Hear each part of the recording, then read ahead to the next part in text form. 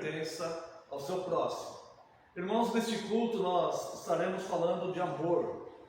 O sermão será sobre amor, o amor de Deus.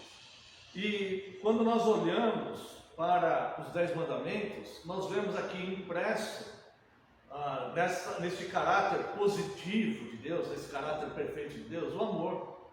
Como deve ser manifesto o amor, né? Tanto que essa palavra, esses 10 mandamentos, ele é resumido em 2 mandamentos baseados no amor: amar a Deus, que é do primeiro ao quarto mandamento, e amar ao próximo como a ti mesmo, que é a observação do 5º ao 10º mandamento.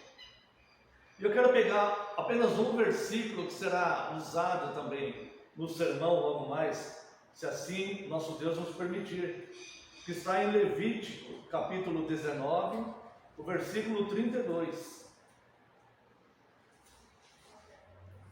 Diante das cãs te levantarás e honrarás a presença do ancião, e temerá o teu Deus. Eu sou o Senhor. Aqui, esse versículo, ele diz: honrarás a presença do ancião. Aqui nós vamos entender o ancião não apenas como uma pessoa de idade. Muitas vezes o ancião na Bíblia, ele não é um homem idoso, né? Essa palavra ancião no nosso idioma, ele está muito relacionado a um homem idoso, né? Uma anciã, uma mulher idosa. Um ancião, um homem idoso, embora seja uma palavra que nós não usamos popularmente no nosso idioma, mas ela é relacionada no nosso idioma como uma pessoa mais velha, né? Mas no sentido bíblico, quando nós falamos ancião, quer dizer uma pessoa experimentada, uma pessoa experiente, não propriamente uma pessoa com longevidade na idade, mas muitas vezes pode ser aplicado a uma pessoa jovem, mas com experiência, que tenha experiência, que seja experimentado, por exemplo, na fé cristã, né? E tenha autoridade para conduzir um grupo, para conduzir as pessoas, né? Então isso é muito necessário, principalmente para aqueles que têm vocação, aquele que se sente vocacionado na fé cristã. É muito importante cuidar desses detalhes antes, né, de desenvolver essa vocação para liderar, né, as ovelhas de Cristo. Então, o ancião, ele vai estar relacionado aqui com alguém que é investido de autoridade por Deus. Então, nós podemos relacionar isso com o 5º mandamento, que diz: honra teu pai e tua mãe, para que se prolonguem os teus dias na terra que o Senhor teu Deus te dá. Ou seja, aqueles que têm autoridade, né? Eu quero ler com os irmãos, e como é bem explicado, e eu creio que o 5º mandamento, ele é bastante importante, assim como todos os outros 9, né? Nós procurarmos ter reverência e respeito com as pessoas, né? Todos aqueles que são investidos de autoridade, tá? Então, neste momento aqui, por exemplo, né, do nosso país, nós devemos orar pelas autoridades, né? Eu não estou falando de política, nem defendendo política, né? Mas a Bíblia nos manda orar pelas autoridades, e a gente tem visto várias pessoas, né, que se professam cristãs agindo de forma assim maldosa com relação à situação de saúde, né, de autoridades do nosso país hoje. Então, nós como cristãos não podemos aceitar isso. Nós devemos orar pelas autoridades conforme as Escrituras nos dizem, né? Não compete a nós nesse momento juízos, se concordamos ou não, né, com práticas ou não. Então, o 5º mandamento, irmãos, ele deve ser aplicado por nós cristãos, né? Então nós devemos nos despojar de toda maldade, de todo desejo mal, né? E orarmos a Deus e clamarmos por misericórdia, tá?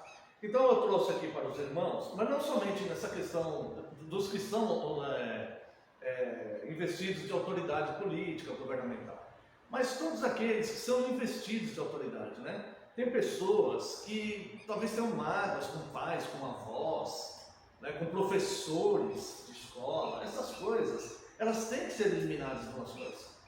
Né? O poder do Evangelho, o apóstolo Paulo ele fala, né, na carta aos Romanos, não me envergonhe do Evangelho, porque ele é o poder de Deus para a salvação de todo aquele que crê. O que é esse poder? Esse poder o Evangelho ele tem um poder eficaz de tirar de dentro de nós mágoas, rancores, ódios, sentimentos vingativos, esses sentimentos que nos levam a ficarmos escravizados na tirania do mal.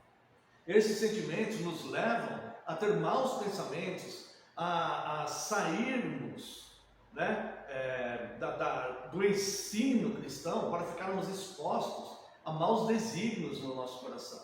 Isso não quer dizer que não haja um motivo. Muitas vezes, sim, fomos magoados de fato, sim, muitas vezes essas autoridades nos causaram mal, né? Muitas vezes pai, mãe, avós, ou policiais, professores, alguém investido de autoridade pode ter nos causado mal, né? Mas a proposta do cristianismo é olharmos para nós mesmos e eliminarmos isso de dentro de nós, ofertando perdão, perdoando as pessoas, tá? Então, eu trouxe aqui para os irmãos o Catecismo de Heidelberg, o Catecismo de Westminster, o Catecismo Maior de Westminster, a pergunta 127, ela vai nos trazer aqui uma explicação bastante razoável sobre essa questão de nós honrarmos, né? Sermos obedientes, honrarmos as autoridades, né? Aqueles que são instituídos de autoridade sobre nós, mesmo que eles tenham nos magoado, tá? Mesmo que tenham nos magoado, tá? Então vamos lá. Pergunta 127 do Catecismo Maior da Confissão de Westminster. Qual é a honra que os inferiores devem aos superiores?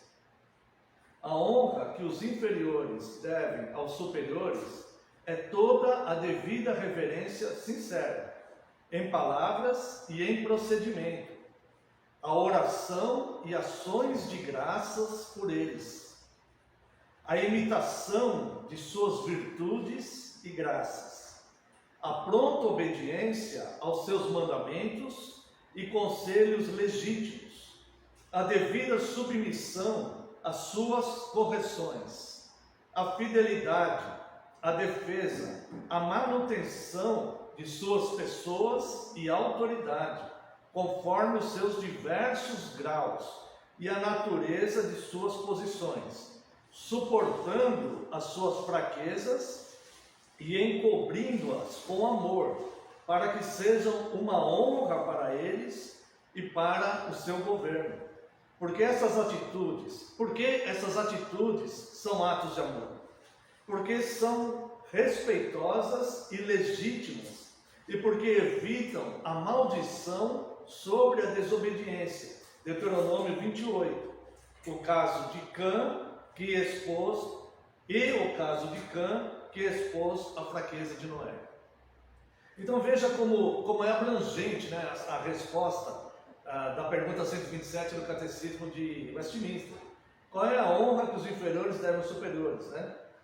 É toda devida reverência, sincera em palavras, em procedimento, a oração de ação de graças por eles, tá? Então, irmãos, quando nós deixamos de orar por aqueles que são investidos de autoridade sobre nós, quando nós começamos a nos comportar como opositores, de forma leviana contra essas pessoas, nós estamos quebrando o quinto mandamento. E o meu dever como ministro da palavra desta igreja é chamar a atenção dos irmãos para isso, né? Embora eu sei que os irmãos não estão praticando isso, né? Mas é o ensino cristão que deve ser manifesto aqui em toda a sua plenitude, tá? Encobrir suas fraquezas com amor, para que seja uma honra para eles e para o seu governo, tá? E quando diz aqui, a imitação de suas virtudes e graças, como que nós vamos saber se é virtude? Se estiver de acordo com os mandamentos bíblicos para a nossa vida. Então, imitar essas virtudes, essas boas qualidades que os nossos pais, nossos avós, policiais, professores, pastores ou qualquer outra autoridade pública, né? Aquilo que é virtude, que é virtuoso e que é graça e que nós vemos neles, nós devemos imitar, tá? Não imitar o que eles fazem de mal, entenderam, né? Imitar as virtudes e graça, as coisas boas que vemos neles. A pronta obediência aos seus mandamentos e conselhos legítimos. Ou seja, como sabemos se o conselho e mandamento é legítimo? Se estiver também de acordo com as Escrituras, tá? Se estiver de acordo com as Escrituras. E a devida submissão às suas correções. Quando formos corrigidos, seremos submissos a isso, tá? Quando essa correção ela é legítima, né? A fidelidade, a defesa e a manutenção dessas pessoas. Então nós não devemos conspirar contra os nossos pais, pastores, professores, enfim, todos aqueles que estão investidos de autoridade, tá?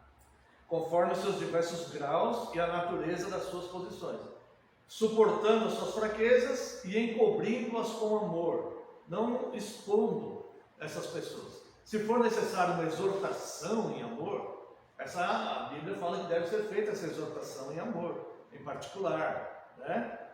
Mas nunca expor essas fraquezas, como nós temos visto hoje. Irmãos, essa semana eu acompanhei um pouco mais, não as redes sociais em si, mas pelo YouTube, o que as pessoas estão postando em vídeos no YouTube. E o que eu encontrei lá, que até eu fiquei escandalizado. 2 ou 3 igrejas dessas denominações assim, bem conhecidas, amplas, em juízo na justiça dos homens.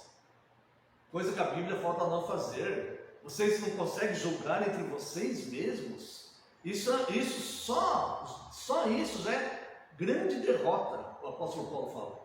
Só isso, vocês não conseguem julgar os litígios entre vocês mesmos. A igreja tem que ir para a justiça dos homens. E eu vejo 2 ou 3, e pessoas falando mal desses líderes, um falando mal do outro e tal. Irmãos, essa é uma quebra do 5º mandamento, bem dizer, instituído pelo que está acontecendo aí fora, pelo falso evangelho. Por favor, não nos deixemos influenciar, nem sermos levados por esse tipo de coisa, tá? Publicamente, não vamos expor ninguém, tá? Então, encobrindo essas fraquezas com amor, para que seja uma honra para eles e para o seu governo. Se Deus tiver que julgar, Deus vai julgar essas pessoas. E compete aos que são membros dessas igrejas exortar esses líderes, caso eles estejam cometendo algum erro, exortá-los em amor. Não compete a nós ficarmos postando coisas falando mal de pessoas, né? Simplesmente